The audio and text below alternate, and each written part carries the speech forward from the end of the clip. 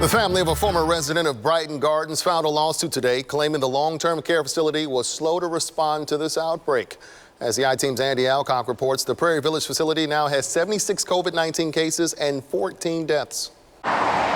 Gordon Groman was 88 years old and a former Brighton Gardens resident. According to a new lawsuit, Groman exhibited multiple coronavirus symptoms well after the outbreak began there in late April. But the suit claims the facility claimed to intervene in a timely manner. The suit also claims Groman's family finally insisted he get sent to the hospital on April 29th. The next day, April 30th, he tested positive for the virus.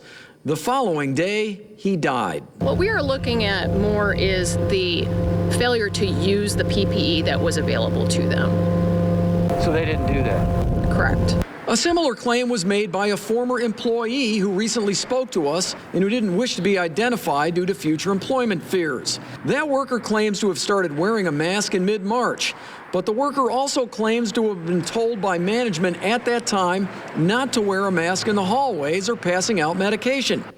I think that it was really wrong to start that. I mean, to tell me that it wasn't okay for me when it's my right to wear a protective measure against a pandemic, the former worker said. These failures do go all the way to the top. These facilities do need to provide their staff with what they need to do their job. The new lawsuit comes after the Johnson County Health Department last week issued an ultimatum to Brighton Gardens to follow its recommendations for stopping the spread of the virus or have those recommendations enforced.